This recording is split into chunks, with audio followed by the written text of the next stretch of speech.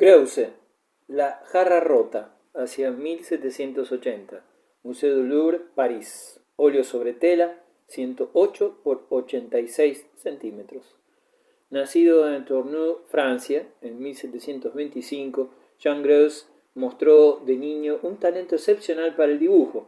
Su padre le envió a Lyon como aprendiz del pintor Grandon, quien insistió en que el joven realizara una pintura al día, imitando a los viejos maestros. Sus ambiciones lo llevaron a París, donde empezó a establecerse como pintor importante. En 1755 fue llevado a Italia por el jefe de una misión diplomática. Según parece, poco le impresionaron el arte y la arquitectura de la antigüedad, para ver los cuales tantos pintores habían visitado Italia en el pasado. En cambio, sintió vivo interés por los ambientes populares y la indumentaria del pueblo bajo.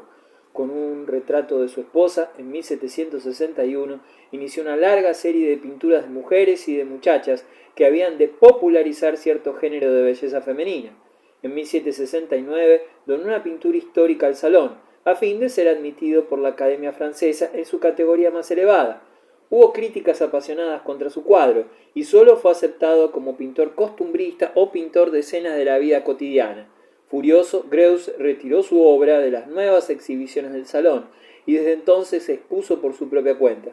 Los encargos fueron en aumento año tras año, y sus retratos, así como sus pinturas folclóricas, se abrieron camino en las colecciones más distinguidas de toda Europa. En muchos aspectos, Greuze fue un oportunista que se encontró prisionero del gusto del público, creado en gran parte por él mismo. Grabados de sus obras estuvieron muy de moda entre la burguesía. Esta racha, sin embargo, no sobrevivió a la Revolución y murió olvidado en París en 1805. Greuze ha sido llamado con justicia el pintor de la burguesía. Indudablemente sus mejores cuadros representan escenas de la vida corriente del burgués. Sus limitaciones han sido expuestas con frecuencia y solo a regañadientes los críticos y los historiadores han reconocido su maestría como dibujante y como magnífico pintor retratista.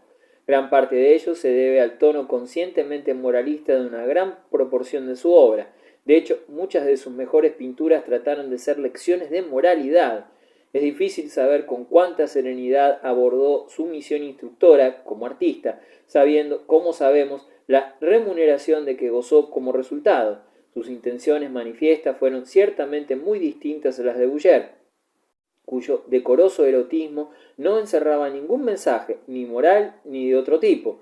La inocencia de las jóvenes de Greuze parecen sugerir a menudo algo menos que inocencia. En la jarra rota, el vestido blanco y las flores que la joven sostiene tan próximas al cuerpo podrían simbolizar las bendiciones de la virgindad. Sin embargo, la muchacha no ha creído oportuno ocultar su garganta y sus hombros adorables. Su blanco delantal puede estar lleno de flores, pero la jarra rota no contendrá agua. Recíprocamente, al haber roto la jarra, experimentará algún desconcierto, pero esto queda compensado ampliamente por la voluptuosidad que experimenta hacia las flores.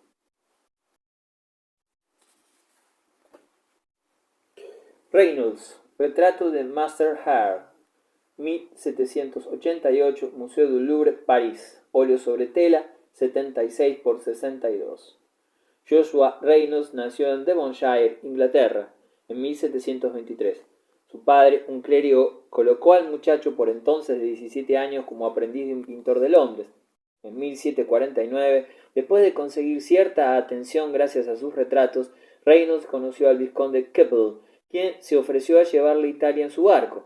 3 años en ese país, incluida una prolongada estancia en Roma, permitieron a Reynolds gozar de la contemplación de las obras maestras del arte italiano y desarrollar su propio estilo de pintura.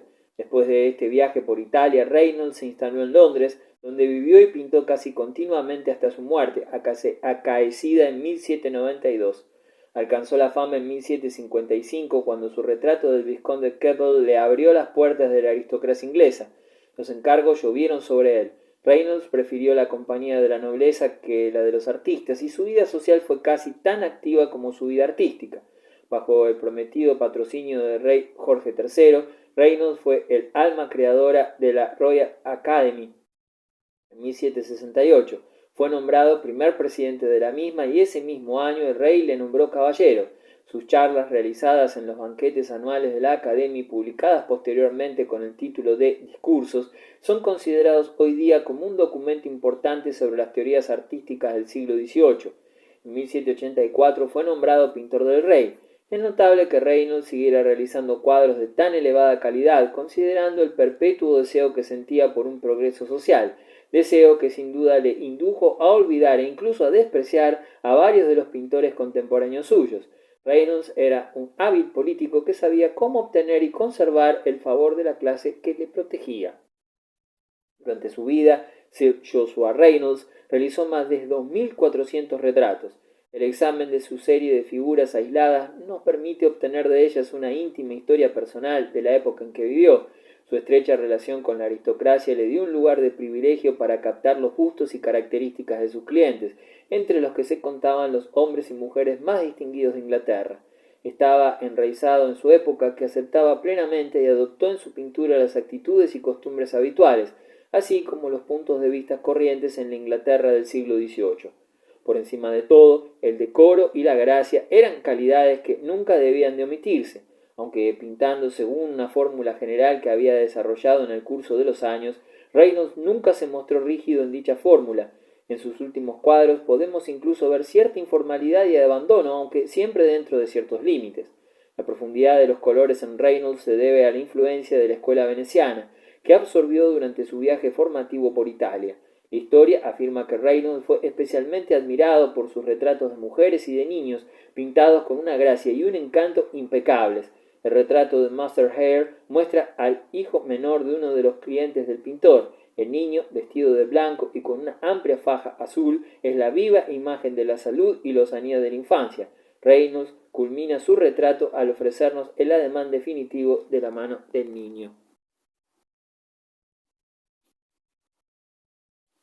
Gainsborough, el muchacho azul, hacia 1770.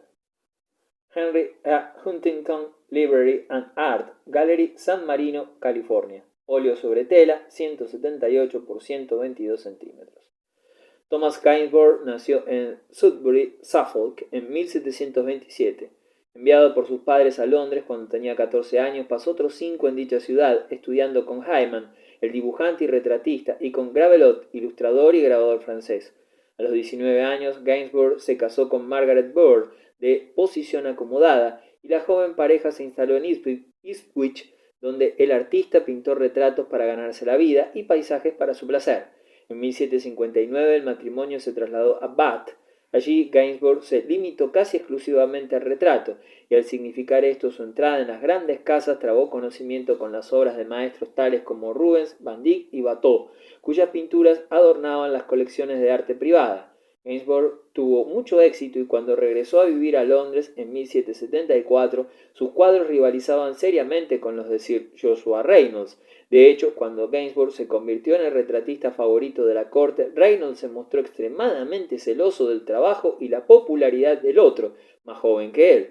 Gainsborough fue miembro fundador de la Royal Academy en 1768, pero rompió con ese grupo en 1784 a causa de una pelea sobre la colocación de sus cuadros. Reynolds y Gainsborough siguieron con su rivalidad hasta que este último estuvo en su lecho de muerte. Falleció en Kew en 1788. Los retratos de Gainsborough evolucionaron de un estilo más bien rígido e ingenuo en sus primeras obras hasta una complejidad fluida y graciosa, de carácter muy inglés, pero con una leve influencia de la obra de Van Dyck y Watteau. Sus cuadros tienen una lozanía espontánea que surge de su parecido rápidamente captado y conseguido. Su tratamiento de las telas y de los tejidos es soberbio, su utilización de la luz dramática, su toque seguro. El muchacho azul, uno de los cuadros más famosos del mundo, fue pintado como desafío a la afirmación de Reynolds de que el azul solo podía ser utilizado de manera limitada en un retrato.